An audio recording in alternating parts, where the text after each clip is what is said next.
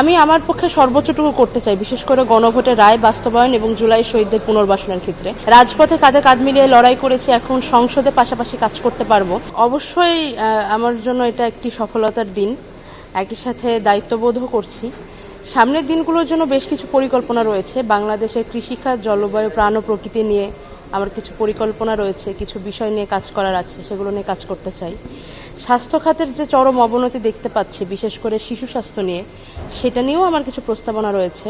কিন্তু সর্বোপরি আমি আমার সংসদকালীন সময়ে বাংলাদেশের অর্থনীতি এবং নারী ও শিশু সামাজিক নিরাপত্তা ও রাজনৈতিক অধিকার নারীদের নিশ্চিত যেন হয়, এই দুটো বিষয় নিয়ে বেশি করে কাজ করতে চাই। দেখুন, সংবিধান সংস্কারের সাথে কমিশনের সাথে কাজ করতে পারলে তো অবশ্যই খুব খুশি হব। আমার যেহেতু মাত্র সদ্যই শপথ নিয়েছি, আমি আরেকটু বুঝতে চাই, যদি সুযোগ থাকে আমি অবশ্যই অংশ নিতে চাই। কথাবার্তা চলছে, দেখা যাক, আস্তে আস্তে সংসদ কমিটিরা বসবেন, তারা সিদ্ধান্ত নেবেন কি হবে। আমরা আমাদের পার্টির টপ লিডার্সদের সাথে কথা বলছি প্রস্তাবনা দেওয়ার বিষয়ে। আমি আমার পক্ষে সর্বোচ্চটুকু করতে চাই, বিশেষ করে গণভোটের রায় বাস্তবায়ন এবং জুলাই শহীদদের পুনর্বাসনের ক্ষেত্রে।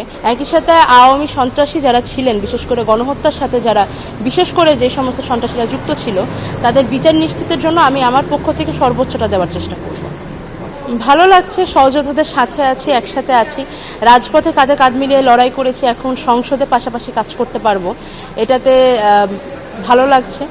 একই সাথে আমি আমার দলের মাননীয় সংসদ সদস্য এবং আহ্বায়ক, আমাদের দলের আহ্বায়ক জনাব নাহিদ ইসলাম এবং মাননীয় সংসদ সদস্য এবং আমার দলের সদস্য সচিব জনাব আক্তার হোসেন সহ আমাদের অন্য যারা রয়েছেন বিভিন্ন দায়িত্বশীল, আমি তাদের সকলের কাছে কৃতজ্ঞতা প্রকাশ করছি। তারা আমাকে এই সুযোগটা দিয়েছেন, তার জন্য তাদের প্রতি কৃতজ্ঞতা এবং শ্রদ্ধা।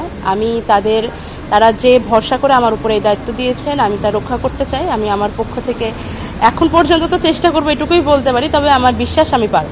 এইটা আসলে বাস্তবায়ন হওয়াই উচিত, কারণ কোটা সর্বোপরি বাংলাদেশের তরুণ সমাজের জন্য একটি খুবই ভয়াবহ একটি জাল। আমার মনে হয় যে এটার কারণে বেকারত্বের হার অনেক গুণ বেড়ে যায়, সেই জন্যই আমরা এই আন্দোলনটাতে ছিলাম।